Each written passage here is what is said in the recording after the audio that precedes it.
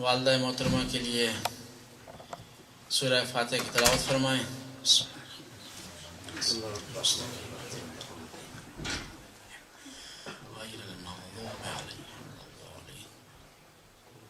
یا اللہ سورہ فاتحہ کا، اس مجلس کا، اس قرآن خوانی کا، اس ختم قرآن کا ثواب شفقت رضا خان صاحب کی والدہ محترمہ کو پہنچا، ان کے درجات کو بلند فرما، ان کی قبر کو منور فرما، اور جو ساس ہوتی ہے ماں سے کم نہیں ہوتی، جتنا مقام والدہ کا ہے بلکہ اس سے بڑھ کر ساس کا مقام خدا نے رکھا ہے، اور خدا نے اس مقام کو بڑی عظمت دی ہے، اور وہ خوش قسمت ہیں کہ خدا نے ان کو رضا خان صاحب جیسا بچہ اور بیٹا عطا فرمایا، تو اس وقت ان کا غم منا رہے ہیں، ان کے لیے فاتحہ کروا رہے ہیں، ان کے لیے سال ثواب کر رہے ہیں۔ خدا اس طرح دوسری جو والدات ہیں اور مائیں ہیں، خدا ان کو بھی اس طرح کے بیٹے اور اس طرح کے داماد عطا فرمائے۔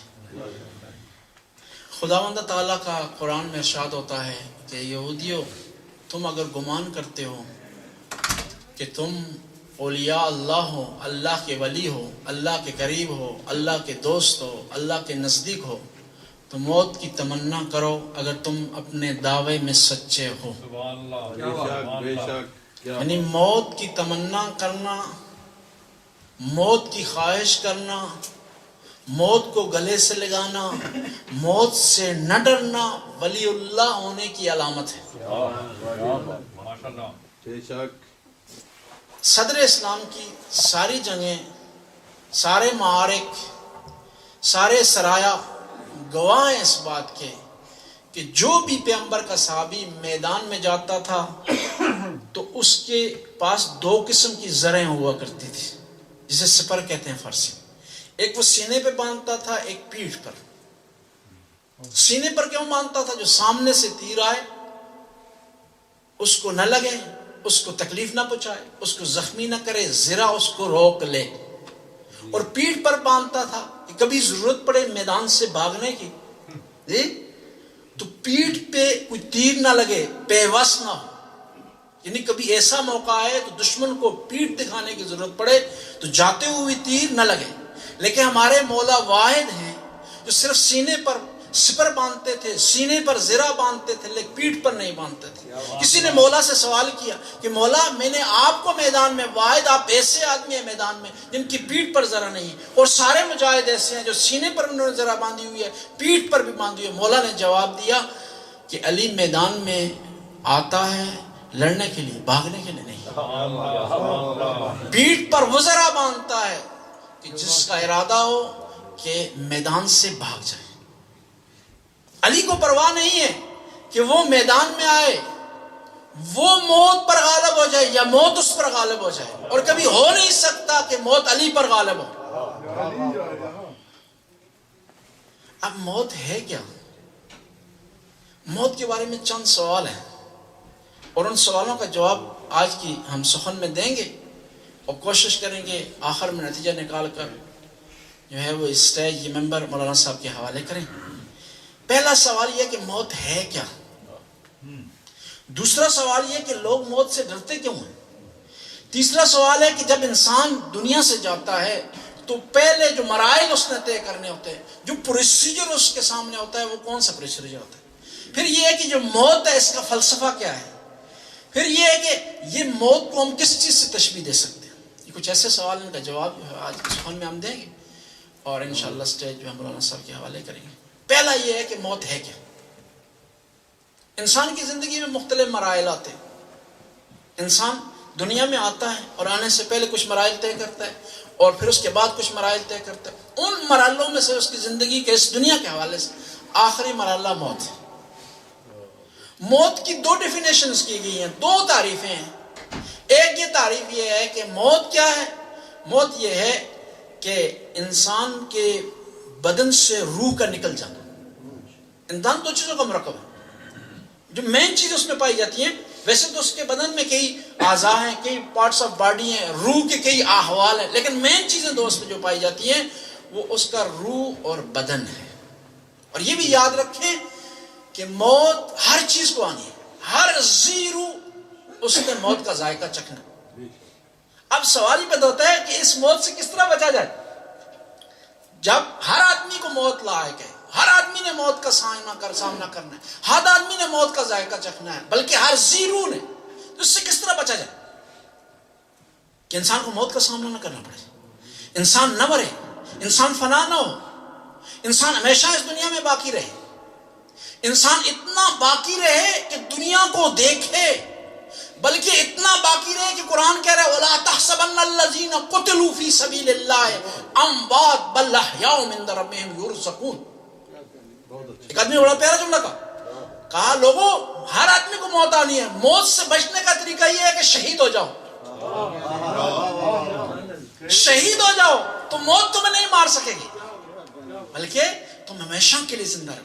یہ ایک عام شہید کا مرتبہ ہے، یہ ایک عام شہید کا مرتبہ ہے، یہ ایک عام شہید کا مرتبہ ہے۔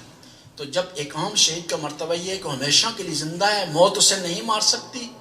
جو کربلا میں شہید ہوا اس کا کتنا بڑا مقام ہو، اور جو کربلا کے شہداء کا سردار ہے اس کا کتنا بڑا مقام ہو۔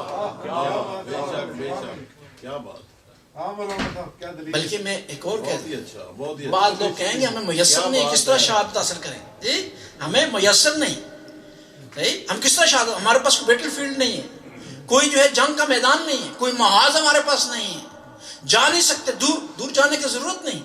من مات علی حب آل محمد مات شہیدا، جو محمد و آل محمد کی محبت مرا، وہ مرا نہیں ہے بلکہ وہ شہید ہے، بلکہ وہ زندہ ہے۔ محمد بلند تر صلوات، اللہم صلی علی محمد و آل محمد۔ جو محمد و آل محمد کی محبت میں مرا وہ کیا ہے؟ زندہ ہے۔ جب ان کی محبت میں مرنے والا زندہ ہے تو ہم کس طرح کہہ سکتے ہیں کہ وہ ہستیاں موجود نہیں ہیں، ہماری آواز کو نہیں سنتے، ہماری دعاؤں کو نہیں سنتے؟ ہم جب یا علی مدد کہتے ہیں اس ہماری یا علی مدد کی پکار پر ہماری مدد کو لینے کے لیے نہیں آتے، یہ نہیں کہہ سکتے ہم کبھی۔ اب موت کیا ہے؟ موت کی دوسری ڈیفینیشن یہ ہے ٹرانسفر ہونا، منتقل ہونا اس دنیا سے دوسری دنیا میں۔ جس طرح انسان ماں کے پیٹ سے منتقل ہوتا ہے اس دنیا میں، اور اس ماں کی پیٹ کی نسبت وہ مر گیا ہے لیکن اس کی ایک نئی دنیا شروع ہو، اور اس کا اس دنیا میں آنا کیا ہے؟ وہاں سے ٹرانسفر ہونا اس طرف، اور اس کا آنا اتنا مبارک سمجھا جاتا ہے کہ ہر سال برتھ ڈے منایا جاتا ہے جی، حالانکہ اس دنیا میں مر گیا ہو، اس دنیا میں فنا ہو گیا ہے، اس دنیا سے اسے چھٹی ہو گئی ہے، اس دنیا سے وہ منتقل ہو گئے۔ اب ہم موت سے کیوں ڈرتے ہیں؟ کیونکہ ہمیں پتہ نہیں کہ اس کے بعد ہم نے کیا ہونا، ہم نے کیا کرنا ہے، اس کے بعد ہم سے کون سے واقعات کا ہم نے سامنا کرنا ہے۔ تھوڑا سا موازنہ کرتے ہیں اور پھر آگے چلتے ہیں۔ بچہ ماں کے پیٹ میں، اگر بچے کو یہ بتایا جائے کہ تو نے ایک ایسی جگہ جانا ہے جہاں روشنیاں ہیں، جہاں ہوائیں ہیں، جہاں درخت ہیں، جہاں طرح طرح کی نعمتیں ہیں، جہاں رات ہے، جہاں دن ہے، جہاں خوشبوئیں پائی جاتی ہیں، جہاں نیک لوگ رہتے ہیں، جہاں لوگ ایسے لوگ رہتے ہیں جنہیں انسانیت کا پاس ہے، تو وہ بچہ وقت سے پہلے آنے کی کوشش کرے گا اس دنیا میں۔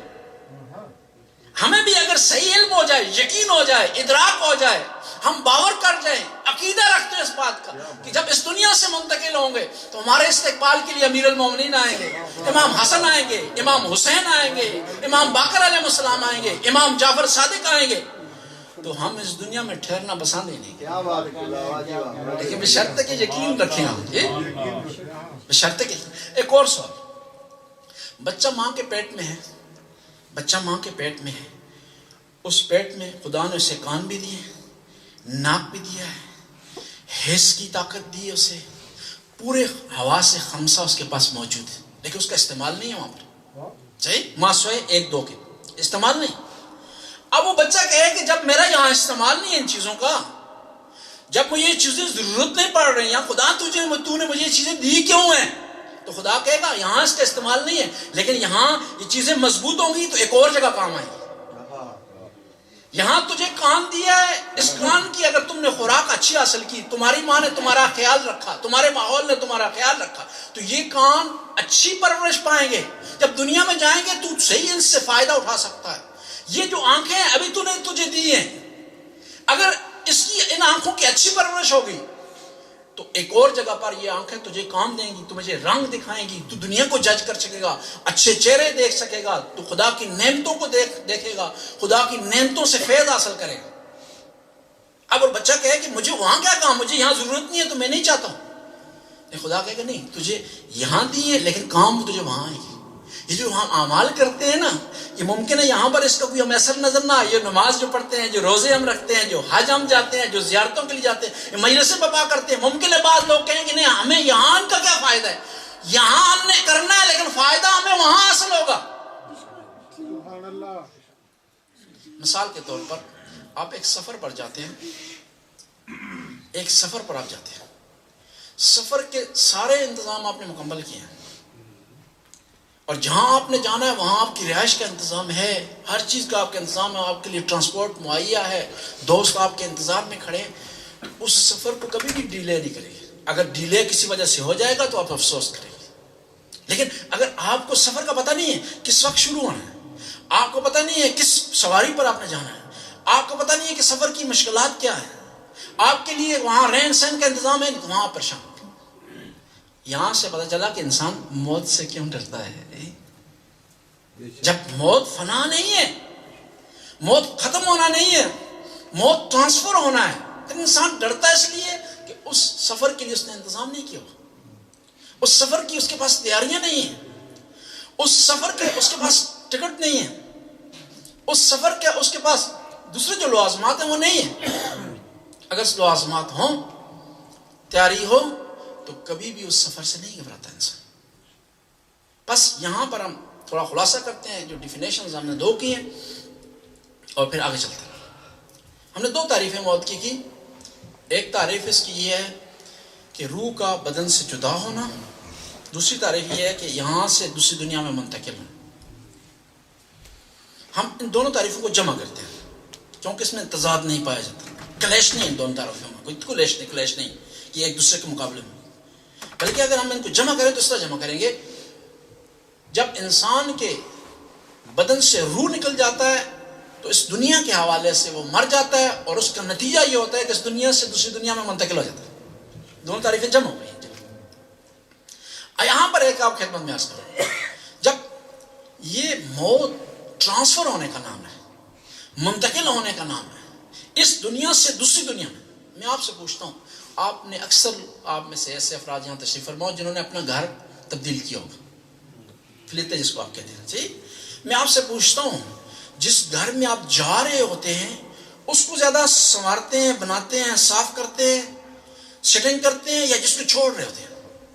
صحیح ممکن ہے صاف کریں چھوڑنے والے کو، اگر صاف نہیں کریں گے تو بل آ جائے گا، جی یہ ہو سکتا ہے، یہ ہم کہہ سکتے ہیں، لیکن اس پہ سیٹنگ نہیں کریں گے آپ کہ وہاں صوفے سیٹ کیے ہوں آپ نے، وہاں ڈیکوریشن آپ نے اچھی بنائی ہو، وہاں آپ نے لیمپ جو ہے اچھے لگائے ہوں، بلب آپ نے وہاں اچھے لگائے ہوں، وہاں جو ہے وہ اچھا انتظام آپ نے کیا، نہیں، اس کو صاف کر کے چھوڑ دیتے ہیں، خالی چھوڑ دیتے ہیں اس کو کہ آئندہ آنے والا اپنی مرضی سے کیا کرے، وہاں اس کی ڈیکوریشن کرے، کیوں آپ کے ذمہ نہیں ہے اس کی ڈیکوریشن، اور جہاں جا رہے ہوتے ہیں وہاں اچھا انتظام کرتے ہیں، اور بعض اوقات یہ بھی کرتے ہیں کہ یہاں جو پرانا سامان تھا اسے چھوڑ دیتے ہیں، وہاں کے لیے نیا سامان خریدتے ہیں، کیا ساری چیزیں آپ کی نئی ہوں، صوفے آپ کے نئے ہوں، فریج آپ کے نئے ہوں، پھر ڈیزائن بھی آپ رکھتے ہیں، پھر میچ بھی کرتے ہیں، رنگ بھی ملاتے ہیں، چولہے کا رنگ دوسری چیز سے مختلف نہیں ہونا چاہیے، فریج کا فریزر کا رنگ سب ایک چیز۔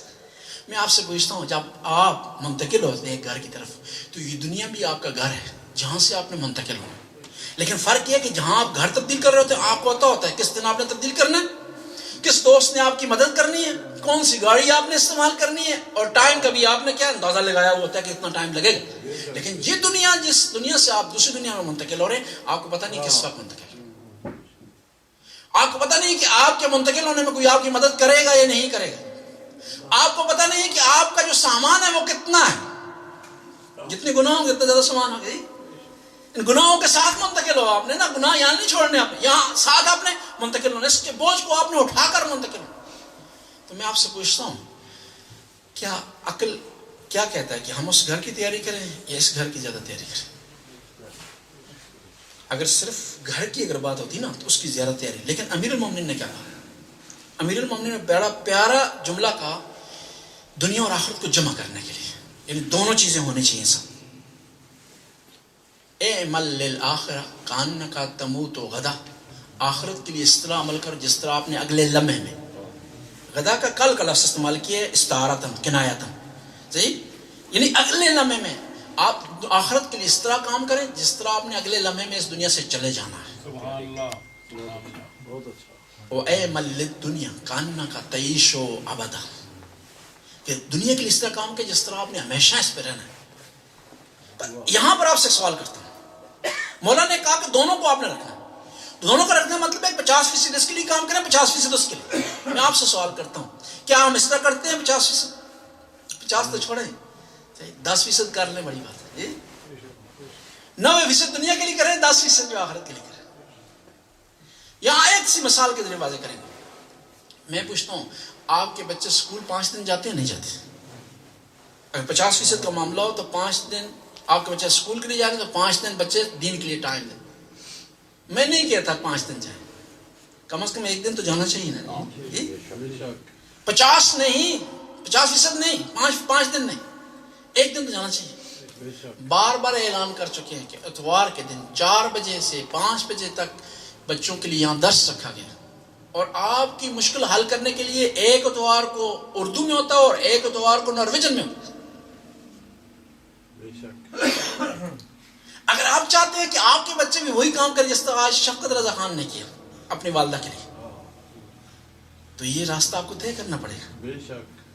آپ کو سرمایہ چھوڑنا پڑے گا، آپ کو انویسٹمنٹ کرنی پڑے گی. یہ دنیا یہیں رہ جائے گی. یہ سامان، یہ پیسے، یہ مال، یہ کمائی، یہ پاسپورٹ، یہ نیشنلٹی، کون سی چیز آپ کے ساتھ اعمال جائیں گے. اور جب دنیا سے آپ چلیں گے آپ کی فائل بند ہو جائے گی، اور اس فائل کو پتہ کون کھول سکتا؟ آپ کے بچے کھول سکتے. آپ چاہتے ہیں کہ آپ کی فائل کھلی رہے، اعمال میں اضافہ ہوتا رہے، نیکیوں میں اضافہ ہوتا رہے، قرآن خوانی میں اضافہ ہوتا رہے، ایصال ثواب اضافہ ہوتا رہے، مجالس میں اضافہ ہوتا رہے، نیک اولاد پر چھوڑ کر جائے. انسان جب دنیا سے چلا جاتا ہے اس کی فائل بند ہو جاتی ہے. جس طرح آپ ایک میک میں سے کام چھوڑتے ہیں، ایک جو ہے آپ پیشہ چھوڑتے ہیں، ارکے کو چھوڑتے ہیں، فائل وہاں آپ کی بند ہو جاتی ہے کہ آپ نہ ابھی آپ وہاں آ رہے ہیں، نہ جا رہے ہیں، وہاں سے آپ کا کوئی لین ہے نہ دین ہے، وہاں سے تنخواہ نہیں لے رہے، وہاں سے جو ہے حاضری آپ کی نہیں لگ رہی، ختم ہو جاتا ہے. جب انسان دنیا سے چلا جاتا ہے اس کی فائل بند ہو جاتی ہے. کہ اب 1000 مال خرچ کرے کہ دوبارہ اس کی فائل کھلے، دوبارہ دنیا میں آئے، نیک کام انجام دے، نمازیں پڑھے، بچوں کی تربیت کرے، بچوں کو پڑھائے، نہیں کر سکتا. صرف 3 چیزیں انسان کی فائل کھول سکتی ہیں: ایک اولاد نیک، صدقہ جاریہ، اور اسی طرح علم نافع. کہ آپ نے کوئی کتاب لکھی ہے، جس طرح مولانا صاحب نے بہت آثار چھوڑے ہیں، مسجد بنائی، اور اس کے علاوہ جو کتابیں انہوں نے لکھی ہیں، اور جو علم چھوڑا ہے انہوں نے، شاگرد جو تربیت کی ہے، اور نیک اولاد. مشہور معروف واقعہ ہے ایک نبی کا، 2 انبیاء سے یہ روایت مختلف نقل ہوئی ہے، حضرت موسیٰ حضرت عیسیٰ سے، کہ ایک قبرستان سے گزر رہے تھے اپنے اصحاب کے ساتھ، تو فرمانے لگے کہ اس قبرستان سے جلدی گزرا جائے اپنے ساتھ.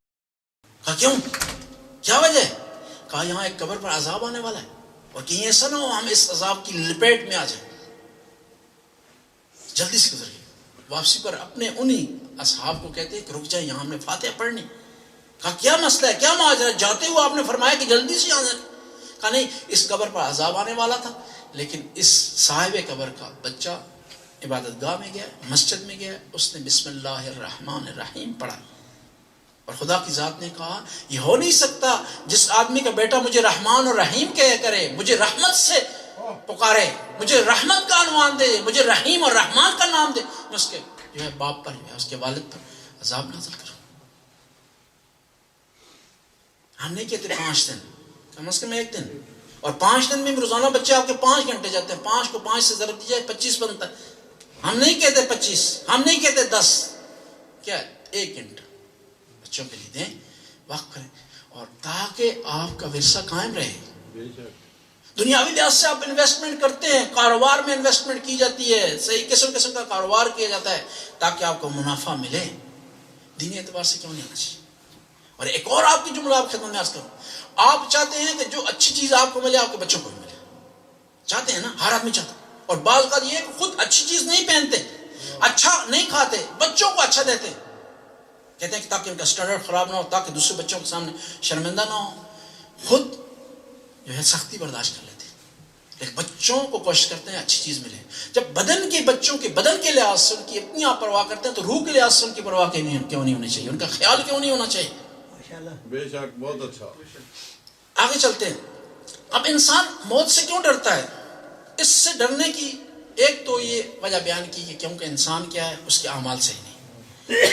آئمہ کی جو احادیث میں نے جو جمعوری کی ہے کہ انسان موت سے جو ہے کیوں ڈرتا ہے، سب سے پہلے کہ انسان کی موت سے آشنا نہیں، موت کیا ہے اس لیے ڈرتا ہے، اور دوسرا یہ ہے کہ موت کا ٹائم کو اسے پتہ نہیں اس لیے ڈرتا ہے، اور پھر اس کی وجہ یہ ہے کہ موت جو ہے ایک انفرادی تجربہ ہے، اجتماعی ہے نہیں کہ آپ نے اکیلے جانا ہے، یہ راستہ آپ نے اکیلے طے کرنا ہے، دوستوں نے آپ کے ساتھ مدد نہیں کر۔ اور کہتے ہیں کہ جب انسان کو قبر میں اتار لیا جاتا ہے تو انسان پریشان ہو جاتا ہے، اتار کر رشتہ دار چلے جاتے ہیں، والد چلا جاتا ہے، بیٹا چلا جاتا ہے، دوست چلے جاتے ہیں، جو ہے ساتھی چلے جاتے ہیں، انسان وہاں اکیلا جاتا ہے، تنہائی محسوس کرتا ہے، تو رونے کو آتا ہے، تو خدا کی آواز آتی ہے، اے میرے بندے نہ گھبرا، تو اکیلا ہے، سارے تجھے چھوڑ کر چلے گی، کوئی تیرے ساتھ نہیں، میں تیرا انیس ہوں، میں تیرا ساتھ دوں گا، میں تیرا خیال رکھوں، بشرطے کہ خدا کے فرامین پر وہ چلتا رہو۔ اور قبر میں جو سوال ہوتے ہیں ان پر عمل کرتا رہا۔ قبر میں جو تلقین میں ہم پڑھتے ہیں کہ تیرا خدا کون، تیرا رب کون ہے، تیرا نبی کون ہے، تیرا کتاب کون سی ہے، تیرا کعبہ کون ہے، یہ سوال، اور یہ سوال یہ یہاں پر ایک سوال پیدا ہوتا ہے کہ آیا یہی سوال، اور پھر خدا دیکھیں کتنا کریم ہے۔ میں آپ سے پوچھتا ہوں کہ ایگزامینیشن میں پیپر اگر آؤٹ ہو جائے تو ایگزامینیشن کینسل ہو جاتا ہے، ہوتا ہے نہیں؟ لیکن خدا کتنا کریم ہے کہ وہ ہمیں پہلے سوال بھی بتا رہا ہے، جواب بھی بتا رہا ہے، کتنا کریم۔ کہیں بھی اگر پیپر آؤٹ ہو جائے، یہاں کا مجھے نہیں پتا، پاکستان میں یہ اکثر ہوتا ہے، پیپر آؤٹ ہو جائے تو ایگزامینیشن کینسل ہو جاتا ہے، یا انہوں نے کیا کیا ہوتے، دو پیپر بنا کر رکھے ہوتے ہیں، اگر ایک آؤٹ ہو گیا، پتہ چل گیا شاگردوں کو، اسٹوڈنٹس کو پتہ چل گیا تو فوراً اس کو بین کر دیتے ہیں، نیا پیپر نکال دیتے ہیں، نیا پرچہ آ جاتا ہے۔ لیکن خدا کتنا کریم ہے کہ اس نے سارے سوالات بتا دیے اور ان کے جواب بھی بتا دیے، اس کے باوجود بھی انسان نہ سوالوں کو یاد کرے نہ ان کے جوابوں کو یاد کرے۔ اور یہاں پر یہ ایک سوال ایک اور بھی ہے کہ آئے یہی سوال ہوں گے؟ تو ایک پڑھ ایک جاہل آدمی کہہ سکتا ہے کہ ہم لکھ کر مردے کے ساتھ رکھ دیں گے قبر میں، نہیں، اس کا مطلب یہ نہیں ہے۔ جب یہ کہا جاتا ہے کہ من ربوں کا، اس کا مطلب یہ ہے کہ دنیا میں تو نے خدا کو ایک مانا تھا یا نہیں مانا تھا۔ اس کا مطلب یہ ہے کہ کیوں دنیا خدا کو تو ایک کہتا تھا، اصول دین میں کہتا تھا، توحید کا اقرار کرتا تھا، لیکن تیرے عمل میں توحید کا اقرار نہیں تھا۔ کیا بات ہے، کیا بات ہے، بہت اچھا۔ اور تو خدا کو عادل مانتا تھا، لیکن پھر بھی تو اس کی عملی لحاظ سے اس کی عدالت پر شک کرتا تھا اور ہمیشہ پریشان رہتا تھا روزی کے حوالے سے۔ نبی کریم کو تو رسول مانتا تھا، لیکن نبی کریم کی احادیث پر تو نے عمل نہیں کیا، اور جس آدمی نے عمل کیا ہوگا وہ وہاں جواب دے سکے گا۔ ایسا مسئلہ نہیں ہے کہ وہاں پیپر جو ہے وہ رکھ دیا جائے اور وہ جواب دے دیا جائے، یا آدمی رٹ لے ان چیزوں کو۔ اگلے مرحلے کی طرف جاتے ہیں، ایک صلوات پڑھنا بس۔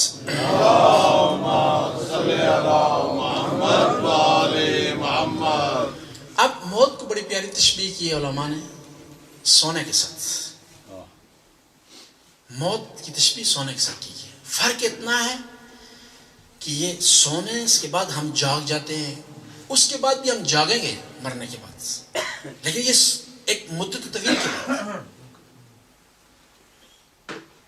یعنی مدت طویل کے بعد، ایک لمبے فاصلے کے بعد، ایک لمبی ڈیوریشن کے بعد ہم جو ہے وہ جاگیں۔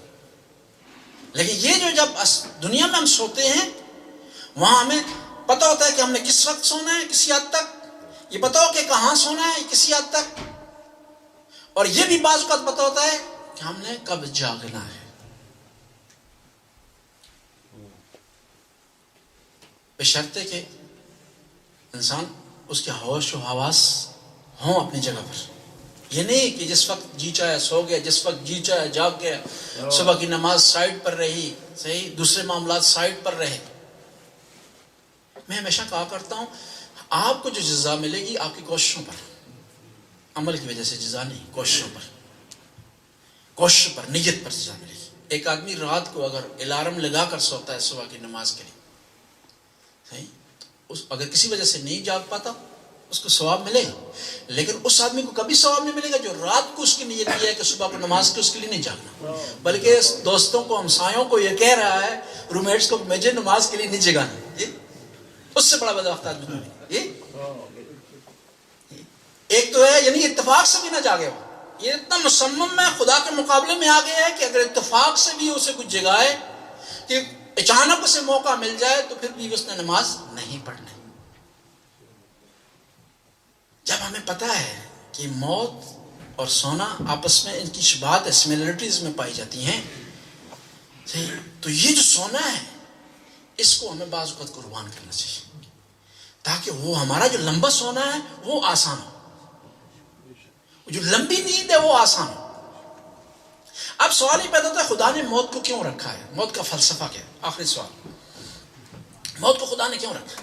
انسان سارے زندہ رہتے، صحیح، ملتے جلتے، صحیح، آپس میں ساتھ رہتے، پیار و محبت سے رہتے، جدائیاں نہ ہوتی، افتراق نہ ہوتا۔ اور یہ بھی آپ کی خدمت میں عرض کروں، جب انسان دنیا سے چلا جاتا ہے نا، جو رشتہ دار روتے ہیں، یہ مردے کے لیے کوئی نہیں روتا، سارے اپنے لیے روتے۔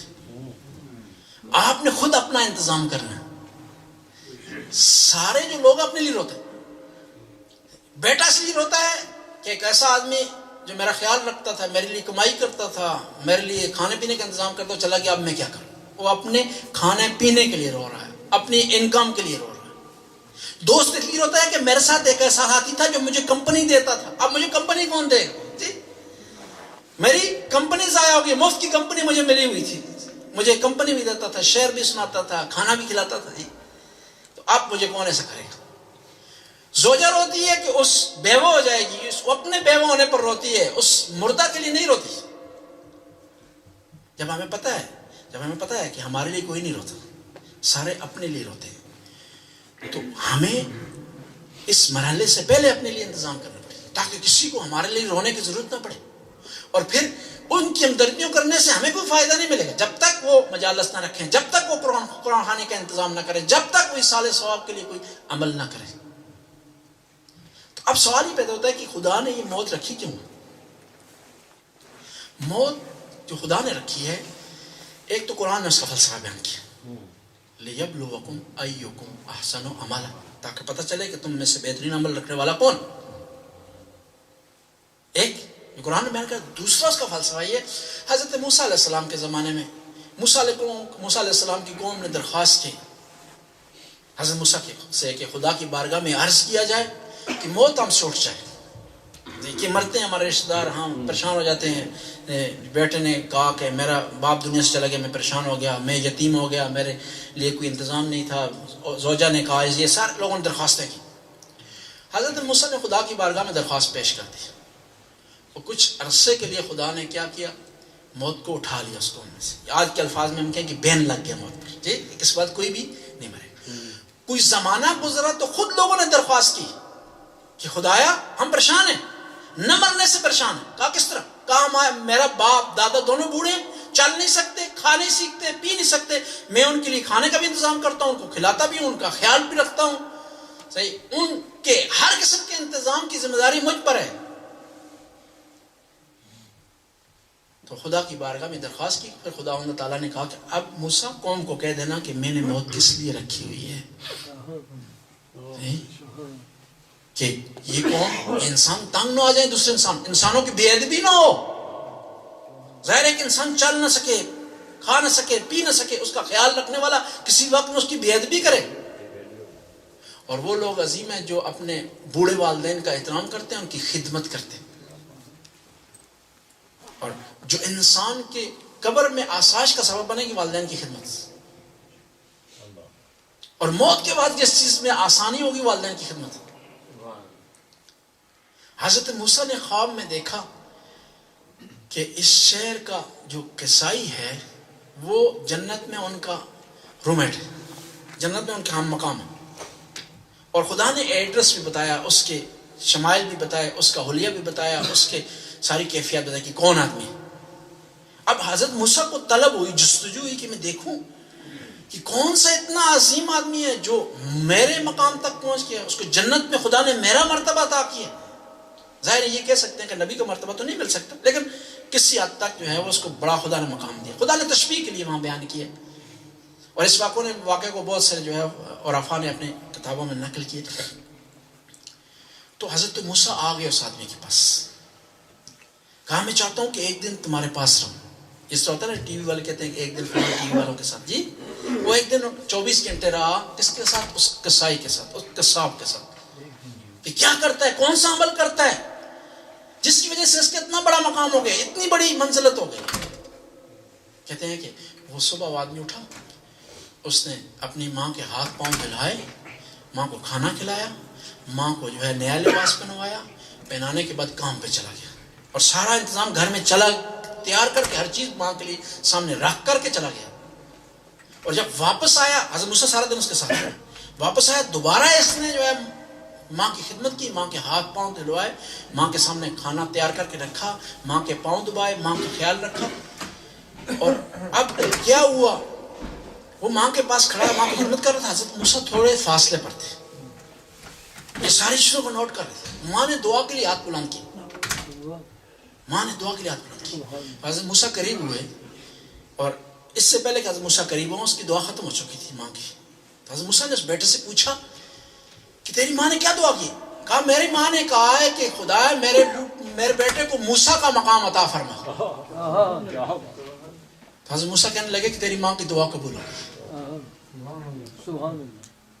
انسان کی موت میں جو سب سے چیز آسانی پیدا کرنے والی ہے وہ ماں کی دعا ہے. ایک جوان ہے, اس کا سانس رکا ہوا ہے, نبی کریم کی بارگاہ میں نبی کریم کو لائے کہ اس کی موت میں آسانی ہو جائے. سانس اس کا اٹکا ہوا ہے, نہ مر رہا ہے نہ زندہ ہے, مشکل سکرات موت سے گزر رہا ہے, مشکل مراحل طے کر رہے ہیں, احتضار کی حالت میں. کبھی اس کے بدن پر تاری ہوئی ہے, بار بار جھٹکے اس کو لگ رہے ہیں, لیکن اس کے لیے آسانی پیدا نہیں ہو رہی. خدا کے نبی تشریف لائے, کہا صحابہ کرام نے کہ آپ اس کے لیے دعا کریں. کہا کہ اس کی ماں کہاں ہے؟ کہا ماں اس کی ناراض ہے. کہا یہی وجہ اس کی کہ اس کی موت میں مشکل ہو رہی ہے, اس کے لیے موت سخت مرحلہ بنی ہوئی ہے. کیوں کہ ماں اس کی راضی نہیں ہے اس سے. حالانکہ ماں کسی سے ناراض ہوتی نہیں, یعنی یہ بہت بڑا کوئی ظالم تھا, بہت کمزور آدمی تھا جس نے اپنی ماں کو ناراض کیا تھا. یعنی ماں کسی حد تک کوشش کرتی ہے کہ اپنے بچے سے ناراض نہ ہو, سب کچھ لوٹا دیتی ہے بچے کی ترقی کے لیے. اس کی ماں کو خبر ملی تو رسول اللہ نے کہا کہ ماں تو جب تک اس سے راضی نہیں ہوگی تو یہ مشکل میں رہے گا. حالانکہ نبی خدا ہیں, خاتم الانبیاء ہیں, سید الانبیاء ہیں, شافی روز جزا ہیں, جن کے کہنے سے تقدیریں تبدیل ہو جاتی ہیں, جن کے کہنے سے انسانوں کی تقدیریں تبدیل ہو جاتی ہیں, نہ ہونے والے کام ہو جاتے ہیں, ممکن کو ناممکن بنا سکتے ہیں اور ناممکن کو ممکن بنا سکتے ہیں. زندگی اور موت عطا کرنے والے. قرآن نے کہا کہ تم نبی کی آواز پر لبیک کہو, اور نبی کی آواز پر لبیک کہو گے تو تمہیں زندگی ملے گی. اللہ والرسول اذ دعاکم لما یحییکم. لیکن یہاں پر نبی کریم ہمیں درس دے رہے ہیں کہ اگر چاہتے ہو موت میں آسانی ہو, اس انتقال کے عمل میں تمہیں آسانی ہو, تو والدین کا احترام کرو. اب آخری جملہ عرض کرتا ہوں, ایک صلوات پڑھیں گے.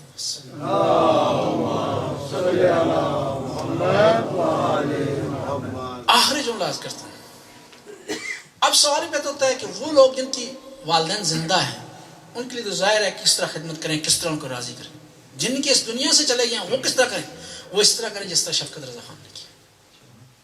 اور یہ نہیں کہ آپ جو ان کے چہلم پر مجالس کروا دیں, نہیں, کم از کم ان کی برسی پر اگر استطاعت نہیں ہے وسیع پر کام کرنے کی, گھر میں اہتمام ہونا چاہیے تاکہ بچوں کو پتہ چلے کہ یہ ایک ایسا عمل ہے جو دنیا سے جانے والے افراد کو فائدہ پہنچا سکتا ہے, تاکہ آپ کی ثقافت ہے ان کو ثواب ملے, اور یہ ثقافت آپ کی یہ جو ہے تعلیمات بچوں تک ٹرانسفر ہو. پرانے زمانے میں بہت اچھا طریقہ ہوتا تھا, ہر جمعرات کو مردوں کے لیے دعا کیا کرتے تھے لوگ, اور کھانا رکھ کے، پانی رکھ کے، اہتمام کر کے مردوں کی دعا کی جاتی تھی. آج وہ سلسلہ لوگ بھول گئے ہیں. اب کہنے والا کہہ سکتا ہے کہ میرے والدین تو پاکستان میں ہیں یا کسی دوسرے شہر میں ہے، کسی دوسرے ملک میں ہے، ان کا احترام، ان کی رسپیکٹ کس طرح کی جائے، ان کی دعائیں کس طرح حاصل کی جائیں؟ فون کے ذریعے ان کی دعائیں حاصل کی جا سکتی. مجھے بڑی خوشی ہوئی ایک دفعہ ایک عالم دین بڑی پیارا انہوں نے جملہ کہا کہ میں صبح اٹھتا ہوں، نماز کے بعد پہلے اپنے والد صاحب کو فون کرتا ہوں، اس کے بعد اپنے مشغولات شروع کرتا ہوں. یعنی کتنے خوش قسمت ہیں افراد کہ جو اپنے والدین کے رابطے میں جی ثواب آپ کو ملے گا. اس کے علاوہ جو والدین کو خوشی ہوگی کہ میرے بیٹے نے اتنا میرا خیال رکھا ہے، اس نے دور میں اتنی مشکلات میں رہ رہا ہے لیکن مجھے بھولا نہیں. دین سے ہٹ کر بھی، دنیاوی لحاظ سے بھی آپ دیکھیں، آپ جو بھی سرمایہ ہے، جو کچھ بھی ہیں آپ، والدین کی وجہ سے. آپ کسی اچھے ملک میں رہ رہے ہیں تو والدین کی وجہ سے، اچھی کمائی کر رہے ہیں تو والدین کی وجہ سے، اچھا گھر ہے آپ کا تو والدین کی وجہ سے. اس کی بنیاد والدین بنے آپ کے. بس خلاصہ کرتے ہیں کہ موت یہ ہے کہ اس دنیا سے دوسری دنیا کی طرف ٹرانسفر ہونا. اس کے لیے ہمیں انتظام کرنا چاہیے. اس کے انتظاموں میں سے ایک انتظام یہ ہے کہ انسان والدین کی خدمت کرے. صلوات پڑھنا.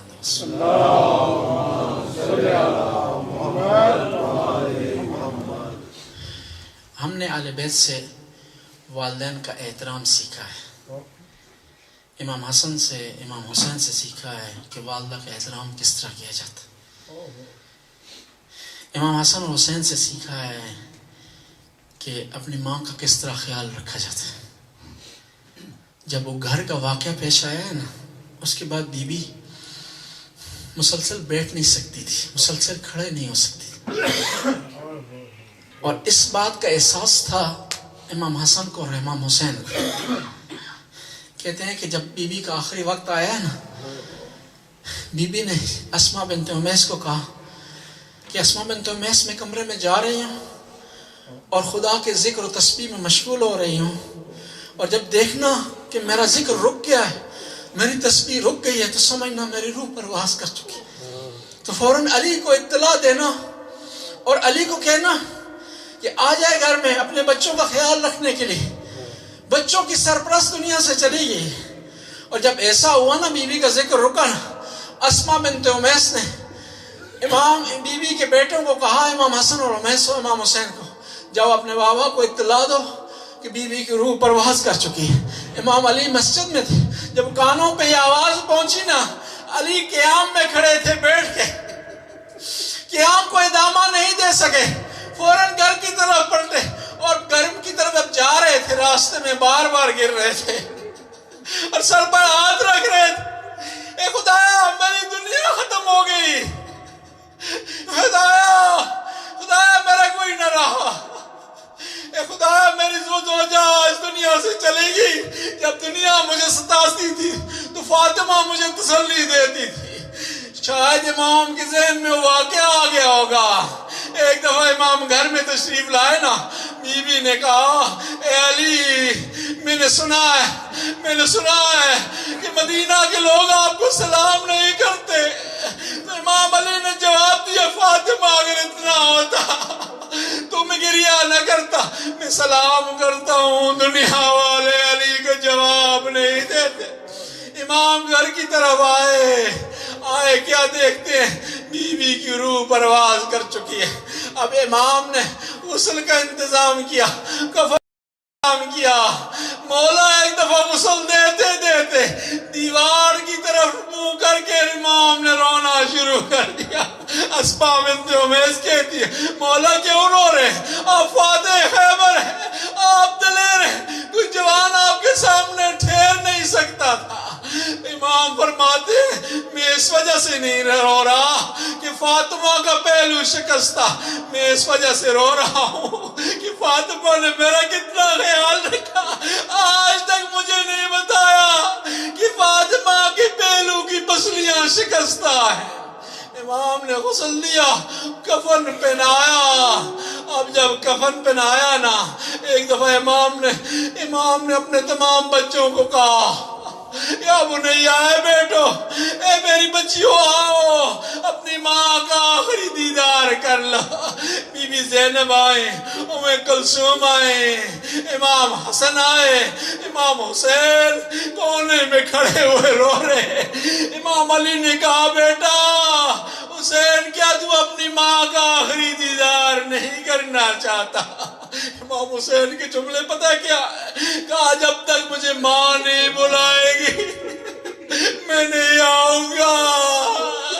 جب بیوی کے جسد نے یہ آواز سنی نا، کہتے ہیں کفن کے بند کھلے، بیوی کے دونوں ہاتھ بلند ہوئے، یا بنیا میرے پیارے بیٹے حسین، آپ اپنی ماں کا آخری دیدار کر لے۔ امام حسین آئے، بیوی کے کفن سے چپک کے صدائے آسمانی آئی، اے علی حسین کو فاطمہ سے جدا کر، ورنہ آسمان زمین پر ٹوٹ کر گر پڑے گا۔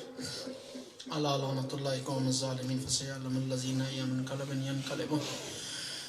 خدایا میں اپنے حصے کی دعا کروں گا، پھر مولانا صاحب بھی انشاءاللہ آخر میں اختتامی دعا اپنی خطاب کے بعد فرمائیں گے۔ یا خدایا یہ مجلس پڑھی گئی ہے، جو 6 دفعہ قرآن ختم کیا گیا ہے، سورہ یاسین کی جو تلاوت ہوئی ہے، اس کے علاوہ دوسرے اذکار ہوئے ہیں، اس مجلس کا ثواب، ان قرآن کے ختم ہونے کا ثواب، ان کے علاوہ سورہ یاسین کا جو ختم ہوا اس کا ثواب نصرت آرا ولد عاشق حسین کو پہنچا۔ یا اللہ ان کی قبر کو منور فرما، ان کے درجات کو بلند فرما۔ یا اللہ حاضرین جو تشریف فرما، ان کی مرحومین کی مغفرت فرما، ان کی قبروں کو منور فرما، ان کے درجات کو بلند فرما۔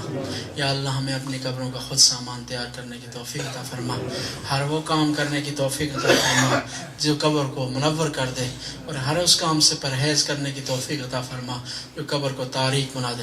ربنا آتنا فی الدنیا حسنہ وفی الآخرۃ حسنہ وقنا عذاب النار۔